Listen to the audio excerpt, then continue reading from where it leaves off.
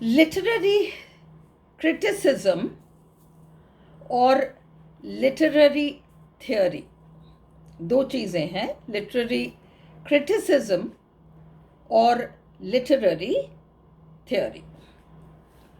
तो जब हम किसी लिटरेचर के टेक्स्ट को लेते हैं और हम देखते हैं, सपोज वो ड्रामा है, तो अब आप उस ड्रामा को पढ़ते हो, उसे पढ़कर आप तय करते हो कि जो ड्रामा से रिलेटेड रूल्स हैं उन रूल्स को कहाँ तक ये ड्रामा जो है, ये प्ले जो है, कहाँ तक फॉलो कर रहा है, और क्या ये ड्रामा उस पॉइंट ऑफ व्यू से अच्छा है, कैसा है। ये सारा लिटरेरी क्रिटिसिज्म है जिसमें आप राइटर को भी इन्वॉल्व करते हो, और वो जो भी पढ़ रहे हो, चाहे वो ऐसे हो, चाहे वो शॉर्ट स्टोरी हो, चाहे फिक्शन हो, चाहे वो ड्रामा हो, चाहे पोइट्री हो, उससे रिलेटेड जो रूल्स हैं, अगर पोइट्री से रिलेटेड रूल्स हैं कि पोएम ऐसी होनी चाहिए, वैसी होनी चाहिए, तो कहाँ तक ये पोएम उन मापदंडों पर खरा उतर पा रहा है। अगर ड्रामा है तो ड्रामा से रिलेटेड कुछ रूल्स हैं, तो ये पर्टिकुलर प्ले जो आप पढ़ रहे हो, ये कहाँ तक उन रूल्स पर, ड्रामा रिलेटेड रूल्स पर कहाँ तक खरा उतर पा रहा है, और आपके क्या व्यूज़ हैं उस मामले में। क्योंकि आप उन रूल्स के बारे में जानते हैं, तो अब आप उसको, उस ड्रामा के बारे में क्या फील करते हैं, राइटर क्या कहना चाह रहा है, ये सारी चीज़ें लिटरेरी क्रिटिसिज्म है। केवल समीक्षा करना कि एक टेक्स्ट कैसा है, और वो टेक्स्ट जो भी कह रहा है मैं प्ले हूँ, या मैं पोएम हूँ, या मैं नॉवल हूँ, तो वो जो भी कह रहा है केवल उस पॉइंट ऑफ व्यू से उसका एक इवैल्यूएशन करना, ये लिटरेरी क्रिटिसिज्म है। पर जिससे हम थियोरी के नाम से पढ़ेंगे, क्योंकि आपकी लिटरेरी थियोरी है, लिटरेरी थियोरी, क्रिटिकल थियोरी, ये वाली चीज़, तो ये थियोरी क्या चीज़ है? थियोरी के पीछे कोई न कोई राजनीति होती है। जब मैं आपसे यूं ही बात करती हूं वो एक अलग बात हो जाती है, पर जब मैं एक मंशा लेके आपसे बात करती हूं तो वो एक अलग ही बात हो जाती है।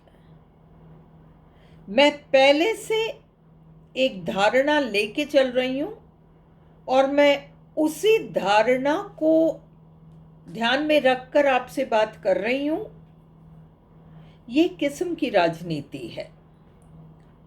तो थियोरी में कहीं ना कहीं एक पॉलिटिकल आइडियोलॉजी जरूर होगा, कुछ न कुछ उसमें कंट्रोल पॉलिटिक्स काम करेगा। तो लिटरेरी थियोरी एक प्रकार का चश्मा है। देखिए, आप एक नॉवल को पढ़ते हैं, जैसे शार्लट ब्रॉन्टे ने एक नॉवल लिखा, जेन एयर, बहुत फेमस नॉवल है। उसे आप सिर्फ एक नॉवल की तरह पढ़ते हैं और आप देखते हैं कि नॉवल के मापदंडों पर ये नॉवल जेन एयर कहाँ तक खरा उतर पा रहा है, उसका प्लॉट क्या है, उसका स्टोरी क्या है, उसका जो भी है थीम क्या है, वॉटेवर आपने उसका उस तरीके से स्टडी किया, ये लिटरेरी क्रिटिसिज्म हो गया। आपने एनालिसिस किया है केवल उस टेक्स्ट का। परंतु ये क्रिटिकल थियोरी नहीं है, लिटरेरी थियोरी नहीं है, जस्ट क्रिटिसिज्म है। नॉवल के मापदंडों को ध्यान में रख के और आप इस नॉवल को एनालाइज कर रहे हैं।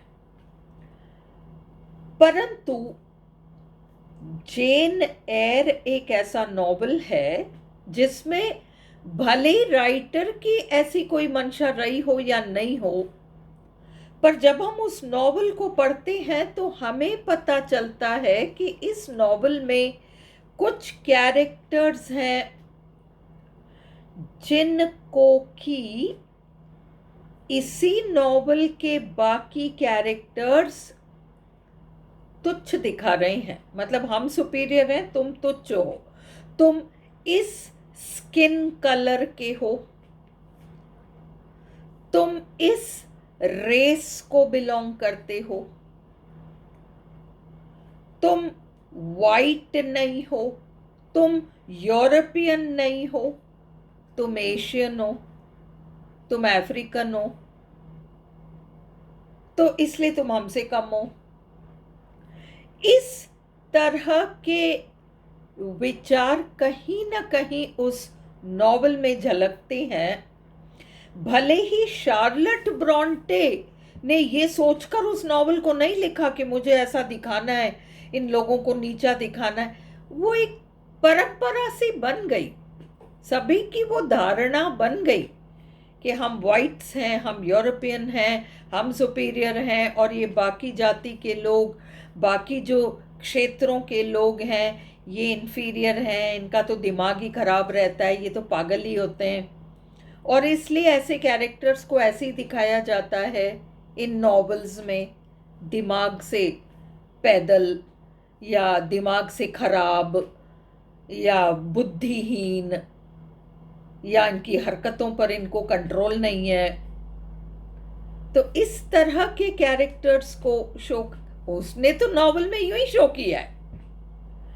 तो जेन एयर को यदि हम चाहें तो पोस्ट कॉलोनियलिज्म का चश्मा पहनकर देख सकते हैं, तो हमें लगेगा अरे हाँ रे देखो, ये लोग, वाइट लोग, यूरोपियन लोग अपने आप को सुपीरियर समझकर बाकी जाति, बाकी क्षेत्रों के लोगों को अपने से कितना तुच्छ समझते थे। ऐसा समझते थे जैसे इनमें तो दिमाग ही नहीं है, तो पागल ही है, ऐसे कैरेक्टर शो कर रखे। और ये एक नॉवल में नहीं, 20 नॉवेल्स में इस तरह के हमें कैरेक्टर्स मिलेंगे जो नॉन वाइट है, नॉन यूरोपियन है, और उन सबको एक ही तरीके से दिखाया गया है, दिमाग नहीं है, पागल हैं, मेंटल केसेस हैं। तो ये सारी एक आइडियोलॉजी है, एक धारणा लेकर चलना। ये आपका लिटरेरी थ्योरी कहलाता है। तो थ्योरी में आप थ्योरी को एक चश्मे की तरह मान सकते हो।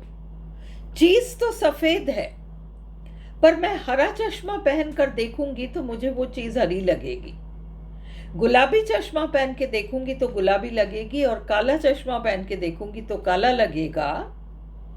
तो वही वाली चीज है, नॉवल नॉवल है, पोएम पोएम है, ऐसे ऐसे है, प्ले प्ले है, कुछ भी है, परंतु जाने अनजाने में उसमें कुछ और बातें जुड़ जाती हैं जो राइटर ने जानबूझकर नहीं जोड़ा, तो भी उसकी माइंडसेट ही ऐसी हो गई, उस जमाने के लोगों के माइंडसेट्स ही ऐसे हो गए, वो उसी तरीके से सोचते थे, उनकी सोच ही ऐसी हो गई, ब्रेन वॉश हो गए वो कुछ चीजों को मानने को, और उन्होंने उसी बहाव में लिख दिया। तो हम अगर सोचें कि हम इस नॉवल में पोस्ट कॉलोनियल बातें ढूंढें और हमें मिल जाए, तो पोस्ट कॉलोनियल थ्योरी है। अगर हम उसी नॉवल में ये देखें कि औरतों को कैसे दर्शाया गया है, तो फिर हम फेमिनिस्ट चश्मा लगाकर देखेंगे तो हमें फेमिनिज्म से जुड़ी हुई बहुत सारी बातें नजर आ जाएंगी। इस तरीके से हम लिटरेरी क्रिटिसिज्म और लिटरेरी थ्योरी में फर्क समझ सकते हैं। लिटरेरी क्रिटिसिज्म सिर्फ आलोचना है किसी रचना की, समीक्षा है।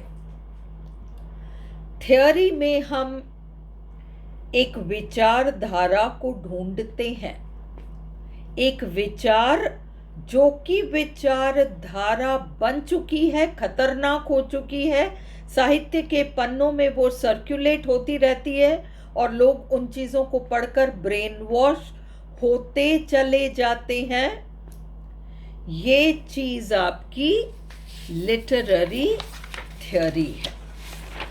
अब हम ये देखें, what is the difference between literary criticism and literary theory. दोनों में डिफरेंस क्या है? Literary criticism is the study, literary criticism में स्टडी किया जाता है, इवैल्यूएशन, मूल्यांकन किया जाता है, एंड इंटरप्रिटेशन, व्याख्या की जाती है, ऑफ लिटरेचर, साहित्य का। Whereas जबकि literary theory is the different frameworks, वो मापदंड, चश्मे जो कि इस्तेमाल किए जाते हैं। जैसे मुझे जेन एयर को फेमिनिज्म के पॉइंट ऑफ व्यू से पढ़ना हो तो मैं फेमिनिज्म वाली चीज़ें ढूंढूंगी, तो वो फेमिनिज्म फ्रेमवर्क है जिसके थ्रू मैं उस टेक्स्ट में फेमिनिज्म से जुड़ी हुई बातें ढूंढूंगी। Used to evaluate and interpret a particular work, मूल्यांकन करने को और व्याख्या करने को किसी रचना की। This is the main difference, यही मेन फर्क है between literary criticism and literary theory. In a way, एक तरीके से, literary criticism is the practical application of literary theory. Literary criticism practically जब हम थ्योरी को अप्लाई करते हैं, हमने देखा as a novel Jane Eyre कैसा है और क्या इसमें व्यूज हैं, क्या है क्या नहीं है, तो हमने लिटरेरी क्रिटिसिज्म के नाम पर as a novel Jane Eyre किस तरीके का है, किन किन कंडीशंस को फुलफिल करता है क्या नहीं है, वो सब हमने देख लिया। और अब हम उस क्रिटिसिज्म को आगे थ्योरी तक ले जा रहे हैं, उसी नॉवल को हम थ्योरी का चश्मा लगाकर पुनः मूल्यांकन कर रहे हैं। अब हम उसमें कुछ राजनीति या धारणा या विचारधारा के पॉइंट ऑफ व्यू से हम उस नॉवल को पढ़ रहे हैं, तो अब ये लिटरेरी थ्योरी कहला जाएगी। इस तरीके से लिटरेरी क्रिटिसिज्म और लिटरेरी थ्योरी, थ्योरी तो विचारधारा ढूंढने का काम है। इस उपन्यास में, इस कविता में, इस नाटक में, इस व्हाटएवर में क्या विचारधारा है, ये थ्योरी है। उसका पूरा समीक्षा बिना किसी विचारधारा के भी किया जा सकता है, और समीक्षा करते वक्त विचारधारा को शामिल करके टोटल समीक्षा भी हो सकती है। तो हम किसी पॉलिटिकल थ्योरी को अप्लाई करके, पहले तो हमने देखा कि एज अ नॉवल ये कैसा है, उसका सारा हमने समीक्षा कर लिया। फिर हमने पॉलिटिकल या लिटरेरी थ्योरी का चश्मा पहन के थोड़ा आगे और विश्लेषण कर दिया।